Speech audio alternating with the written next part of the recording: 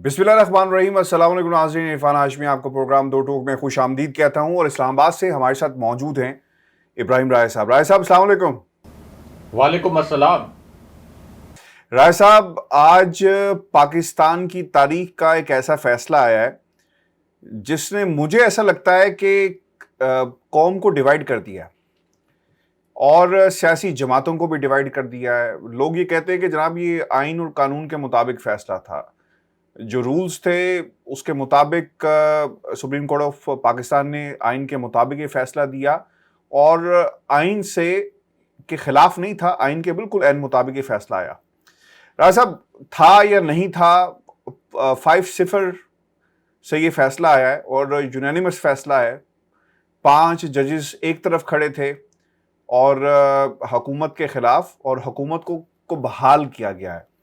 शायद ये पहली ऐसी हुकूमत होगी जिसपे बहाल होने पर ऑपोजिशन खुश है और हुकूमत खुद खुश नहीं है, पाकिस्तान के अवाम मेजॉरिटी खुश नहीं है। और ये एक जो खलीज हमें नज़र आ रही है वो बहुत वाज़ेह है। मैं डिटेल में नहीं जाऊंगा कि फ़ैसला क्या आया और क्या अदालत ने क्या कहा। अदालत ने जो इजलास था उसको बहाल कर दिया। अब उसी कंडीशन के ऊपर दोबारा कल इजलास होगा और वहीं से जहां से इस पूरी कार्रवाई को छोड़ा गया था और फिर पाबंद किया गया, जो पॉइंट नंबर 9 है उसके अंदर और पॉइंट नंबर 12 में, यानी फेडरल गवर्नमेंट को भी हदायत जारी कर दी गई है कि फैसिलिटेट करना है और किसी भी एडवेंचर की, राय साहब जो मीनिंग हमने समझ में आया कि गुंजाइश नहीं है। और फिर दूसरी तरफ स्पीकर को भी हदायत की गई है कि आपने जहां से इस इजलास को छोड़ा था वहीं से शुरू करेंगे और जो एजेंडे पे चीज़ें हैं उन्हें पूरा किया जाएगा। राय साहब, सुप्रीम कोर्ट ने जो फैसला दे दिया एक तरफ, लेकिन अब दो चीज़ें बड़ी इंपॉर्टेंट हैं। खान साहब के पास ऑप्शंस क्या हैं और उस दिन क्या हो सकता है क्या नहीं हो सकता, और फिर जो मुत्तहिदा अपोजिशन जिसके लिए ये सब कुछ किया गया वो किस तरह हाउस को चलाएंगे और फिर वहाँ से किस किस किस्म के जो कवानीन हैं उनको अंडू किया जा सकता है, रिफॉर्म्स किस किस्म के आएंगे। इस पर मेरा ख्याल है कि हमें तफसील से बात करनी चाहिए। लेकिन सबसे पहले राय साहब, इस फैसले को आप किस तरह देखते हैं? क्या इस फैसले के नताइज हमें लॉन्ग रन में नज़र आएंगे या ये वाकई जमहूरियत की आज फतह हुई है? देखें, शहबाज शरीफ 3 मरतबा 4 मरतबा पेश हुए सुप्रीम कोर्ट में। लगातार जितने दिन केस चला, शहबाज शरीफ लगातार सुप्रीम कोर्ट जाते रहे। तो लगे आज चीफ जस्टिस साहब और ये जो 5 रुकनी बेंच था, तो चीफ जस्टिस साहब के 4 साथी जज साहबान जरा शहबाज शरीफ से ये भी पूछ लेते कि आपकी कमर के दर्द का क्या बना। पहले तो आपको जब अदालतें बुलाती थीं आपके 16 अरब रुपए के मनी लॉन्ड्रिंग के केस में, उस वक्त तो आप कहते थे कि कमर का दर्द है, तबीयत ठीक नहीं है। यहाँ पे इतनी लंबी लंबी समाअत हो रही है, आप बिल्कुल हशाश बशाश आ जाते हैं। तो थोड़ा सा तरद्दुद कर लेते, उनकी तबीयत ही पूछ लेते। मतलब अगर इस वक्त ऑपोजिशन को आप ये कह सकते हैं कि उनके हक में फैसला भी आना था, तो थोड़ी सी उनकी तबीयत भी पूछ लेते कि उनकी तबीयत कैसी है। क्या आपने देखा है शहबाज शरीफ को कोई किसी किस्म की तकलीफ में मुब्तला?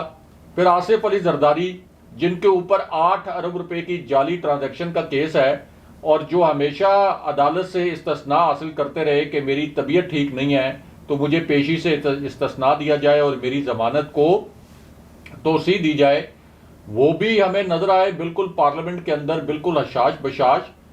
तो पहले तो शायद ये भी सवाल उठना चाहिए था अदालत में कि वैसे अगर आपको बुलाया जाए तो आप बीमार होते हैं, लेकिन अब चूंकि आपको नजर आ रहा है कि आपकी हुकूमत आ सकती है तो आप हशाश बशाश आ जाते हैं।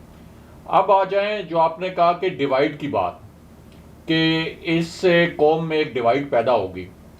देखें, कौम इस बात पे कायल है, कौम इस बात को समझती है कि ये जो हुकूमत गिराने की कोशिश की गई, ये असल में एक बैरूनी साजिश थी। सिर्फ ये नहीं है कि आम लोग इसके ऊपर कायल हैं, बल्कि जो आपका ऐसा तबका जो दानिश्वर तबका है, जिसका एक ख़ास इंटेलेक्ट है, और ऐसा तबका जो कि किसी पार्टी से ताल्लुक़ नहीं रखता या उसकी हमदर्दियाँ मुस्लिम लीग नून या PTI या पीपल्स पार्टी के साथ नहीं है, उनको भी पता है कि ये एक रजीम चेंज की कोशिश थी। और हमें पता है कि इससे पहले आलमी इस्टेब्लिशमेंट इसी तरह मुख्तलिफ मुल्कों में भी रजीम चेंज करती रही है और पाकिस्तान के अंदर भी रजीम चेंज करती रही है। अब इस पर लड़ना किसका काम था? इस तरह की साजिशों को नाकाम बनाना, या इसके आगे आप ये कह सकते हैं कि रजिस्ट करना, मज़ामत करना, ये सिर्फ प्राइम मिनिस्टर का काम नहीं था, क्योंकि रियासत जो है वो सिर्फ हुकूमत नहीं होती है। बहुत से लोगों को गलत फहमी है, वो समझते हैं कि एक हुकूमत जो है वो रियासत होती है। रियासत बनती है मुख्तलिफ इदारों को मिलाकर, जिसका एक जुज़्व होता है हुकूमत, फिर उसका एक जुज़्व होता है अदलिया, मुकन्ना, फिर पाकिस्तान जैसे ममालिक में, साउथ एशियन कंट्रीज़ में बहुत अहम जुज़्व होता है आपकी फ़ौज, और इसी तरह मीडिया। लेकिन ये जो बैरूनी साजिश की गई, हमने देखा कि जिन इदारों की जिम्मेदारी थी कि वो इस बैरूनी साजिश को नाकाम बनाते प्राइम मिनिस्टर इमरान खान के साथ मिलकर, और ये मैसेज देते 22 करोड़ आवाम को कि हम कोई ग़ुलाम नहीं हैं, हमने वाकई 1947 में अंग्रेज़ों से आज़ादी हासिल की थी। ये कोई तख़य्युल नहीं है कि हमने कोई आज़ादी हासिल की थी, ये हकीकत है। और हम किसी भी सूरत इस तरह की साजिश बर्दाश्त नहीं करेंगे कि 22 करोड़ आवाम तो हमारे हैं, लेकिन हुक्मरानों का फैसला कहीं बाहर से किया जाए और वो इस किस्म के हुक्मरान मुसल्लत कर दें जो कि अदालत भी नहीं माना। जो आपकी जो मेरी बातें अदालत नहीं सुन रही हो ना, वो मान रही है। वो कहती है कि ये मामला जो है पॉलिसी का, कहीं और फैसला करवाएं, हमने आइन को देखना है। मैं आ रहा हूँ अदालत की जानिब भी आ रहा हूँ। तो असल में तो ये तमाम इदारे जो हैं मिलकर इस तरह की जो बैरूनी साजिश होती है, ये जो आपके ऊपर हमला होता है, उसको रोकने की जिम्मेदारी इन तमाम इदारों पर होती है कि फैसला कौन करेगा, कौन आपका हुक्मरान होगा, आपके अपने अवाम को करना है। अगर बाहर की कुव्वतें आपके ऊपर हुक्मरान मुसल्लत करेंगी तो जाहिर है कि वो अपने मफादात सर्व करवाएंगी, आपकी कौम के मफादात कभी भी सर्व नहीं होंगे। फिर दूसरा, जो कहीं से मज़ामत आ सकती थी वो अदालत से आ सकती थी, आपकी सुप्रीम कोर्ट से आ सकती थी। अब सुप्रीम कोर्ट के सामने बड़ा आसान केस रखा था हुकूमत ने, और हर तरह की ऑफर की अपोजिशन को भी, और सुप्रीम कोर्ट के सामने भी हर तरह की रजाकाराना तौर पर पेशकश की कि सुप्रीम कोर्ट जिस किस्म का डॉक्यूमेंट चाहती है हम वो डॉक्यूमेंट पेश करने के लिए तैयार हैं। नेशनल सिक्योरिटी कमेटी के मीटिंग मिनट्स चाहिए, हम वो मीटिंग मिनट्स यहाँ पेश करने के लिए तैयार हैं। आपको वो मरासला देखना है जिसको हम धमकी आमेज कह रहे हैं, और हम कह रहे हैं कि ये इसके ज़रिए ये कहा गया था कि तहरीक अदम एतमाद हर सूरत कामयाब होनी चाहिए। आपको वो मरासला देखना है, हम अभी अदालत में आपको मरासला दिखाने के लिए तैयार हैं। आपको इन कैमरा ब्रीफिंग लेनी है। आप कहते हैं कि फॉरेन पॉलिसी से आपका ताल्लुक नहीं है, लेकिन अगर आपको इन कैमरा ब्रीफिंग लेनी है, हम आपको वहाँ पे ये ख़त दिखा देते हैं ताकि आपको फैसले में आसानी हो। लेकिन अदालत किसी बात पर नहीं मानी, यानी इन कैमरा ब्रीफिंग पर नहीं मानी। चैम्बर में 5 मिनट के अंदर अदालत देख सकती थी, वो ख़त देख लेती तो जाहिर है कि जज साहिबान बड़े तालीम याफ्ता होते हैं, तो वो जज कर लेते कि ये जो ख़त है ये धमकी आमेज था या नहीं था, और इस ख़त का मतलब क्या था। फिर जाहिर है कि एक कॉमन सेंस होती है, वो भी प्रिवेल करती है। ये किस तरह हो गया कि 3.5 साल के बाद अचानक MQM का ज़मीर जाग गया? ये किस तरह हो गया कि PTI के 24 अरकान बागी हो गए अचानक? ये वैसे तो नहीं होता ना, यानी अचानक तो नहीं होता कि सुबह आप उठे और आपको पता चले कि जी आपका ज़मीर जाग गया है और आपने हुकूमत से अलग होना है। ये हमेशा एक मुनज़्ज़म मनसूबाबंदी होती है, इसके पीछे एक प्लॉट होता है। तो ये प्लॉट कॉमन सेंस के मुताबिक अगर आम शख्स समझ सकता है, तो क्या पाकिस्तान के इदारे, पाकिस्तान की इस्टेब्लिशमेंट और पाकिस्तान की अदालतें नहीं समझ सकती थी? फिर इसमें सबसे जो बहुत ही आप कह सकते हैं कि पाकिस्तानी अवाम के लिए तकलीफदेह पहलू है कि क्राइसिस पैदा हो गया। अब आप ये कहें कि जी डिप्टी स्पीकर की रूलिंग कानून और आइन के मुताबिक नहीं थी, चलें एक लम्हे के लिए मान लें, हालांकि इससे पहले ऐसी नज़ीरें मौजूद हैं कि पार्लियामेंट की कार्रवाई के अंदर अदालत मुदाखलत नहीं कर सकती, लेकिन एक लम्हे के लिए मान भी लें। लेकिन अब चूंकि असेंबली डिसॉल्व हो गई, कैबिनेट डिसॉल्व हो गई, ऐवान सदर से खत आ गया शहबाज शरीफ को कि केयर टेकर प्राइम मिनिस्टर के लिए आप नाम तजवीज़ करें, स्पीकर कौमी असेंबली ने भी खत लिख दिया, और खुद अपोजिशन जमातों का भी ये मुतालबा था पिछले 3.5 साल से कि एक फ्रेश इलेक्शन हो। फ्रेश इलेक्शन के बगैर इस मुल्क के मसाइल हल नहीं हो सकते।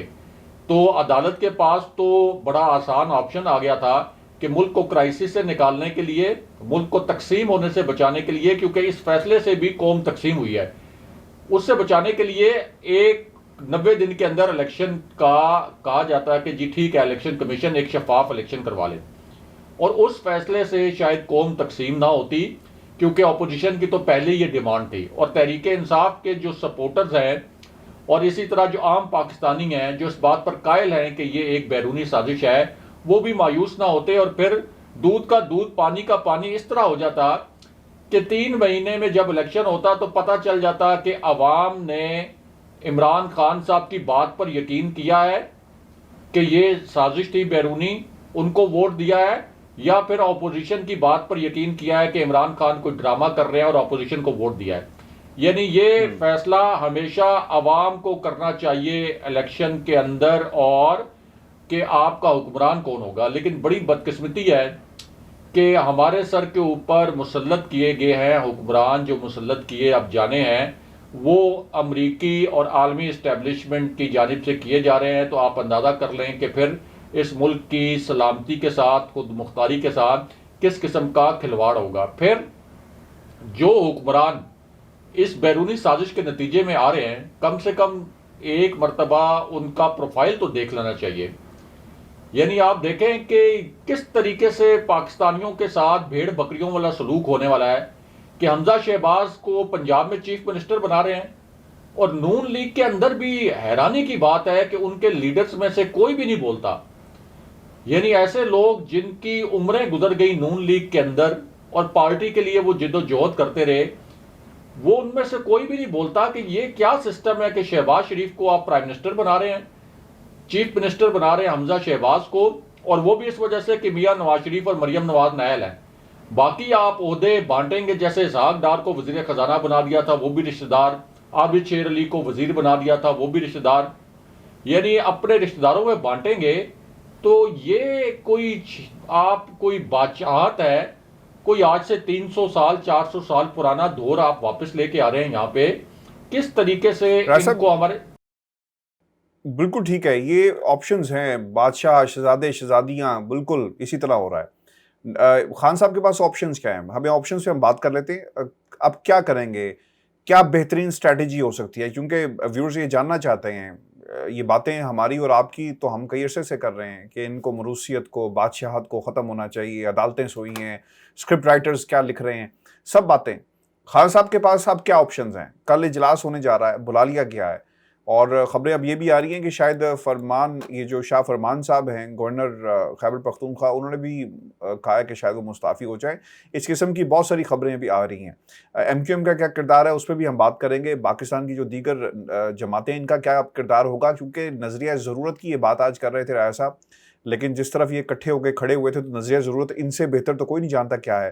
खान साहब के पास ऑप्शंस क्या हैं और क्या वो करेंगे? इस्तीफे, इज्तिमाई इस्तीफे आएंगे, उससे कोई फ़र्क पड़ेगा? अवान में थे, कुछ फ़र्क नहीं पड़ा, तो इस्तीफ़ों से क्या फ़र्क पड़ेगा?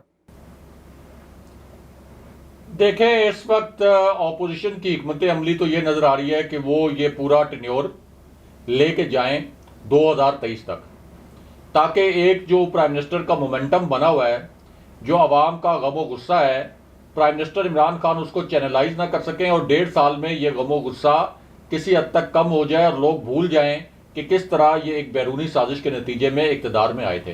तो इसलिए ये तो कोशिश करेंगे कि 3 महीने तो किसी भी सूरत नहीं, ये कोशिश करेंगे कि अपने टाइम पे इलेक्शन हो। अब प्राइम मिनिस्टर इमरान खान की कोशिश ये होगी कि एक तो पंजाब में हुकूमत बचाने की कोशिश की जाए, जो कि बहुत मुश्किल नज़र आ रहा है, क्योंकि जो आपका आवारी होटल है वहाँ पर 3 अरकान पंजाब असम्बली जो PTI के हैं वहाँ जाकर मिले हैं अपने मुनहरिफ अरकान से। इसका मतलब है कि पंजाब की हुकूमत बचाना भी बड़ा मुश्किल होगा। और अब जो सुप्रीम कोर्ट के डायरेक्टिव्स आ गए हैं उसके बाद ये भी बड़ा मुश्किल होगा कि वहाँ पे असेंबली को तहलील किया जाए या गवर्नर राज लगाया जाए। यानी अगर वहाँ पे गवर्नर राज लगाया जाए तो अब लगता है कि वो भी स्ट्राइक डाउन हो जाएगा, तो ऑप्शन जो है वहाँ भी महदूद हो गए हैं। फिर आपके पास जो केपी असेंबली है वहाँ भी ये साजबाज कर रहे हैं, क्योंकि केपी से इनको बड़ा खतरा है। 2/3 majority prime minister Imran Khan की जमात को, तहरीक इंसाफ को वहाँ से मिली थी, और कौमी असेंबली के इंतखाब में भी केपी से इतनी ओवरवेलमिंग मेजॉरिटी मिलती है कि वो वफाक में आपको हुकूमत बनाने में बड़ी मदद देती है। इसलिए ऑपोजिशन केपी को भी टारगेट कर रही है और वहाँ भी कोशिश कर रही है कि एक तहरीक इंसाफ के अंदर बगावत करवाई जाए और इनके अरकान को तोड़ा जाए। तो केपी का महाज भी बहुत अहम है, क्योंकि केपी के अंदर अगर प्राइम मिनिस्टर इमरान खान की हुकूमत बरकरार रहती है तो इसका मतलब है कि एक मजबूत, ज़्यादा तवाना हरीफ के तौर पर वो अगले 1.25 1.5 साल खड़े रहेंगे इस अपोजिशन के सामने। क्योंकि एक सूबे में जब आपकी हुकूमत होती है तो आपका जो वज़न है वो बड़ा ज़्यादा होता है। जैसे पीपल्स पार्टी की हुकूमत सिंध में है, पंजाब में तो उनकी प्रेजेंस ना होने के बराबर है, बलूचिस्तान में नहीं है प्रेजेंस, वफाक में बिल्कुल प्रेजेंस नहीं है, लेकिन उसके बावजूद उनकी एक अहमियत है। तो प्राइम मिनिस्टर की तो जी, प्राइम मिनिस्टर इमरान खान की तो केपी में भी हुकूमत है, पंजाब में भी हुकूमत थी, अब जो एक नई सिचुएशन पैदा हो गई है एजेके में भी है, गिलगित बल्तिस्तान में भी है, तो उससे उनको स्ट्रेंथ मिलेगी। इसलिए एक तो फोकस ये होगा कि केपी में अपनी हुकूमत को कैसे बचाया जाए, और जिस हॉर्स ट्रेडिंग के जरिए यहाँ हुकूमत वफाक में गिराने की कोशिश की गई वहाँ हुकूमत को बचाया जाए। दूसरा एक ऑप्शन प्राइम मिनिस्टर के टेबल पर यह भी रखा गया कि इस्तीफे दे दिए जाएं, इज्तिमाई इस्तीफे, कौमी असेंबली से, पंजाब असेंबली से, केपी असेंबली से, फिर आपके पास जो बलूचिस्तान असेंबली में जो आपकी थोड़ी सी प्रेजेंस है, और इसी तरह आप जहाँ जहाँ आपके पास अरकान कौमी असेंबली हैं या अरकान सूबाई असेंबली हैं, आप इस्तीफे दें और एक आइनी बहरान पैदा करें। अब ये आइनी बहरान तंग तो बड़ा करेगा ऑपोजिशन को, लेकिन ये ऑपोजिशन इस वक्त तुली हुई है कि हमने हर सूरत में जो इंतखाबी इस्लाहात को रिवर्स करना है, ओवरसीज़ पाकिस्तानीज के वोट का हक ख़त्म करना है, और इलेक्ट्रॉनिक वोटिंग मशीनों का जो इस्तेमाल के हवाले से कानून साजी हुई थी इलेक्शन कमीशन को मिलाकर ख़त्म करना है। आप इलेक्शन कमीशन की जानिबदारी देख लें कि जब बुलाया अदालत ने, अगरचे ये बात बड़ी हैरान कुन है कि अदालत ने फैसला महफूज किया, अदालत कहती है कि 7:30 बजे फैसला सुनाएंगे, और मशावरत करके फैसला तैयार करके जज साहिबान आ गए अदालत में, और उसके बाद चीफ इलेक्शन कमिश्नर को बुलाया जाता है और तासुर ये दिया जाता है कि हम तो चीफ इलेक्शन कमिश्नर की राय पर मबनी फैसला दे रहे हैं, और चीफ इलेक्शन कमिश्नर से पूछा जाता है कि कितने अरसे में आप इलेक्शन करवा सकते हैं, तो चीफ इलेक्शन कमिश्नर कहते हैं कि जी हमें तो पूरे मुल्क में हल्का बंदियां करनी है और हम तो जल्दी इलेक्शन नहीं करवा सकते, हमारे लिए मुमकिन नहीं होगा। यानी सिर्फ एक ये दिखाने के लिए, ये जाहिर करने के लिए कि देखें इस वक्त तो बहुत जल्दी इलेक्शन मुमकिन नहीं है, हालांकि ये फैसला तो पहले ही तैयार हो चुका था और वो मशावरत करके सिर्फ फैसला सुनाने आए थे। तो इस पूरी सूरत हाल में अब अगर ये ऑप्शन, तो प्राइम मिनिस्टर इमरान खान इस पर गौर ज़रूर करेंगे कि एक आइनी बहरान तो पैदा किया जाए, उससे ज़रा मोमेंटम भी, जलसे वगैरह होंगे प्राइम मिनिस्टर इमरान खान के।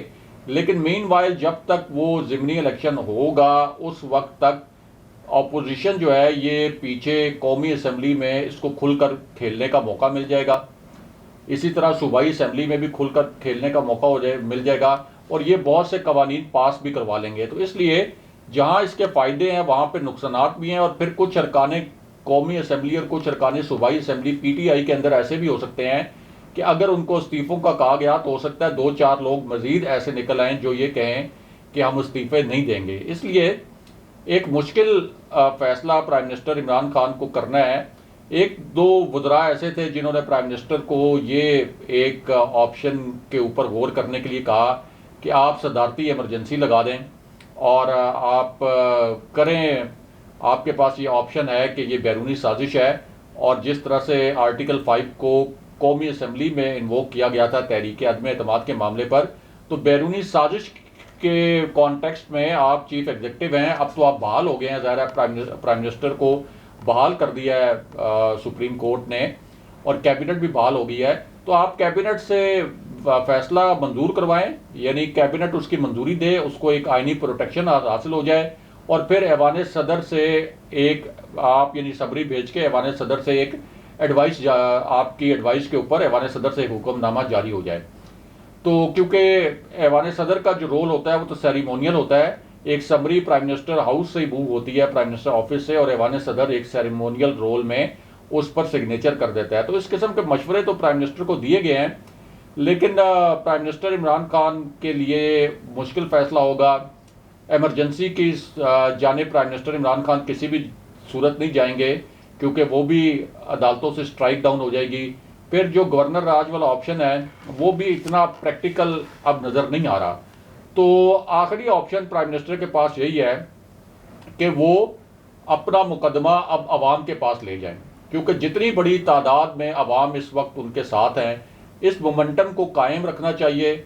और फिर आवाम को अवेयरनेस तो बहुत है कि प्राइम मिनिस्टर इमरान खान की हुकूमत के साथ क्या हुआ है, और कौन सी बैरूनी कुव्वतें थीं और पाकिस्तान के अंदर कौन से किरदार थे जिन्होंने प्राइम मिनिस्टर इमरान खान की हुकूमत गिराने के लिए लोगों के ज़मीर जगाए और बड़े टेक्निकल तरीके से जगाए। तो ये पूरा मुकदमा लेकर प्राइम मिनिस्टर इमरान खान आवाम के पास जाएं, continuously hard hittingly prime minister Imran Khan जलसे भी करें और दबाव भी डालें। और फिर ये जिस तरीके से ऑपोजिशन ने प्राइम मिनिस्टर इमरान खान के मुतल्लिक और इनकी हुकूमत के मुतल्लिक एक परसेप्शन बनाया हुआ था, हालांकि 5.3 पे आपका ग्रोथ रेट आ गया था, तो फिर इनकी ज़रा अकाउंटेबिलिटी भी करें, इनका ज़रा एहतसाब भी करें और देखें कि ये कौन सी दूध की और शहद की नहरें बहाते हैं अपने टेन्योर में। और फिर हाशमी साहब अब आप देखेंगे कि ये जब 13 जमातें पहले थी, अब MQM भी इनके साथ मिल गई है, ये 14 जमातों में ये जो वजारतें तकसीम होंगी, और उसके बाद पाकिस्तान के मुख्तलिफ, आप ये कह लें कि पाकिस्तान के वसाइल के मुख्तलिफ हिस्से इनके अंदर बटेंगे, तो फिर पाकिस्तान को क्या मिलेगा, और फिर ये जो हमारी इस्टेब्लिशमेंट है वो इसको किस नज़र से देखेगी। यानी जिस तरीके से पाकिस्तान के इदारे खामोश रहे हैं, उसके बाद ये जो बंदर बांट होगी पाकिस्तान की और पाकिस्तान के हिस्से नोच कर ये मुख्तलिफ सियासी जमातों को दिए जाएंगे, तो इसके ऊपर कोई इदारों का कंसर्न होना चाहिए था या नहीं होना चाहिए था।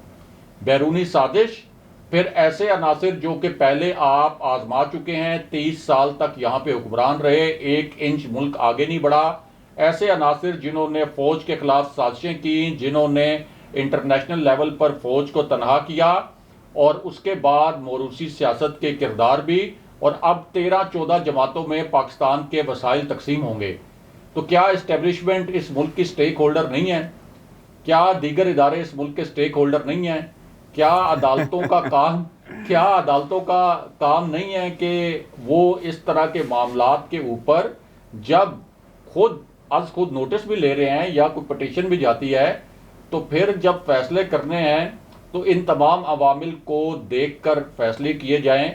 लेकिन बदकिस्मती की बात यह है कि ऐसा महसूस हो रहा है कि प्राइम मिनिस्टर इमरान खान एक तरफ हैं, पाकिस्तान के तमाम जो अपोजिशन सियासी जमातें 14 ये एक तरफ हैं, तमाम इदारे भी एक तरफ हैं, और प्राइम मिनिस्टर इमरान खान और उनके जो सपोर्टर्स हैं और आम लोग, वो इस वक्त इस मुल्क की खुद मुख्तारी की, इस मुल्क की सलामती की और इस मुल्क की आज़ादी की एक जंग लड़ने की कोशिश कर रहे हैं कि ये हमारा हक होना चाहिए कि हम मियां नवाज शरीफ को मुंतखब करें, हमारा हक होना चाहिए कि हम इमरान खान को मुंतखब करें, हत्ता कि हमारा हक होना चाहिए, यानी अगर ये अवाम फजलुर रहमान के हक में भी वोट दे, फजलुर रहमान को मुंतखब करे, तो तब भी ठीक है कि अवाम मुंतखब कर रही है।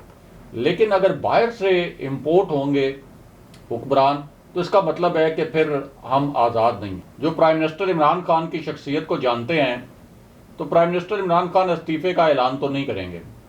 दूसरा, अब प्राइम मिनिस्टर इमरान खान की सारी पावर्स वापस आ चुकी हैं, वो अब एक निगरान प्राइम मिनिस्टर के तौर पर एक्ट नहीं कर रहे जब तक तहरीक अदम एतमाद के ऊपर वोटिंग नहीं हो जाती, और अगर उस तहरीक अदम एतमाद के नतीजे में जब तक वो हट नहीं जाते, उनके पास तमाम अख्तियारात वापस आ गए हैं। इसका मतलब है कि फैसला तो वो कर सकते हैं, उनके पास आइनी अख्तियारात भी हैं। लेकिन कुछ लोग जो तासुर दे रहे हैं कि फ़ौज के हवाले से या इस्टेब्लिशमेंट के हवाले से वो कोई ऐलान कर सकते हैं, या किसी तकर्री के हवाले से कोई अहम फैसला कर सकते हैं, कोई ऐलान कर सकते हैं, मेरी इत्तला है कि प्राइम मिनिस्टर इमरान खान इस किस्म का कोई ऐलान नहीं करेंगे और ना ही इस किस्म का ऐलान करने के मुतल्लिक उन्होंने सोचा है। एक तो जाहिर है कि वो आवाम को अवेयरनेस देंगे कि ये साजिश शुरू कहाँ से हुई थी, कहाँ से ये अपोजिशन जमातों का और बैरूनी अनासर का गठजोड़ हुआ था और जो मरासला आया है उसके मुतल्लिक भी मज़ीद मालूमात प्राइम मिनिस्टर इमरान खान रखेंगे कौम के सामने। उसके बाद कौम के सामने जो लग रहा है कि वो ये वादा भी करेंगे कि वो यहाँ रह कर इस अपोजिशन का जो कि मुमकिना तौर पर हुकूमत में आ सकती है इसका मुकाबला करेंगे, इसका एहतसाब भी करेंगे, यानी सड़कों के ऊपर भी और असेंबली के अंदर भी, पार्लियामेंट के अंदर भी, पार्लियामेंट के बाहर भी।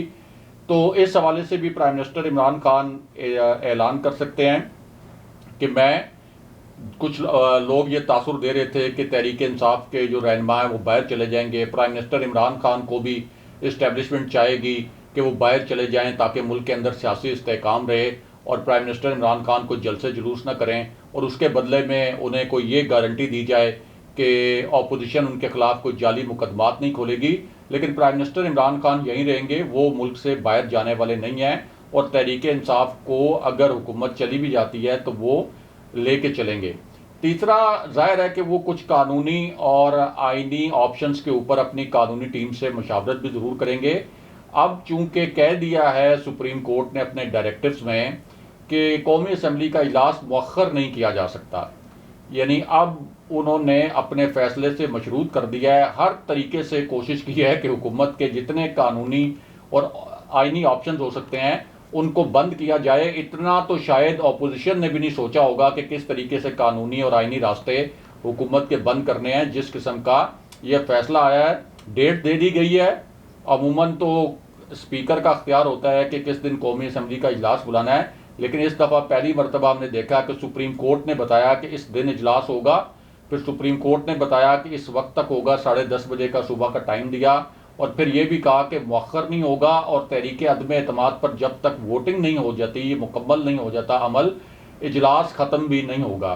तो इसका मतलब है कि अब कोई आइनी और कानूनी जो ऑप्शंस हैं वो भी बहुत महदूद हैं। लेकिन प्राइम मिनिस्टर इमरान खान सिर्फ इस वजह से, ये नहीं कि अपने कोई इक़्तिदार को तूल देने के लिए, पहले भी उन्होंने असेंबली डिज़ोल्व की तो कैबिनेट भी साथ डिज़ोल्व कर दी। इसका मतलब है कि जो एक प्राइम मिनिस्टर के पर्क्स होते हैं या प्राइम मिनिस्टर लोग जिस वजह से बनना चाहते हैं, वो तो प्राइम मिनिस्टर ने जब असेंबली डिज़ोल्व की तो उसी वक्त वैसे भी ख़त्म हो गए थे। तो वो सिर्फ एक मैसेज देने के लिए, कौम को उम्मीद का मैसेज देने के लिए कि मैं आपके पास एक ऐसे लीडर के तौर पर, एक ऐसे शख्स के तौर पर मौजूद हूँ जो कि पाकिस्तान के अंदर जो माफियाज हैं उनके साथ भी लड़ूंगा जैसे मैं पहले लड़ता रहा, जो कि करप्ट अनासिर भी हैं, जो कि मौरूसियत के ऊपर यकीन रखते हैं और मौरूसी सियासत करते हैं, और इंटरनेशनल इस्टेब्लिशमेंट के सामने भी खड़ा रहूँगा। मैं हार नहीं मानूंगा। और प्राइम मिनिस्टर इमरान खान, जाहिर है कि हम सबको पता है कि तुर्क सदर के बहुत करीब समझे जाते हैं नज़रियाती तौर पर। तो हमें यह भी मालूम है कि तुर्की में जब मार्शल लॉ की कोशिश की गई थी और एक कू हुआ था अमेरिकन स्पॉन्सर्ड, जिसके पीछे खुद तुर्क सदर ने कहा कि वो यूएसए ने करवाया था, तो उस पर फिर तुर्क सदर ने मज़ामत की थी। तो प्राइम मिनिस्टर इमरान खान इसी सिस्टम के अंदर रहकर ये मज़ामत ज़रूर करेंगे, सिर्फ और सिर्फ इस वजह से, यानी एक आप कह सकते हैं कि इतनी बड़ी उनके पास अवामी हमायत है कि अगर वो रेड लाइंस क्रॉस कर लें तो उनको रेड लाइंस क्रॉस करने से भी कोई नहीं रोक सकता। इतनी बड़ी आवाम के गमो गुस्से को कोई इदारा कंट्रोल नहीं कर सकता। लेकिन सिर्फ बात वहाँ आ जाती है कि प्राइम मिनिस्टर इमरान खान उस रेड लाइन को क्रॉस नहीं करेंगे कि जहाँ पर इस मुल्क को नुकसान पहुँच जाए और इस मुल्क में ऐसा इंतशार फैल जाए जो फिर काबू करना किसी के भी बस में ना रहे।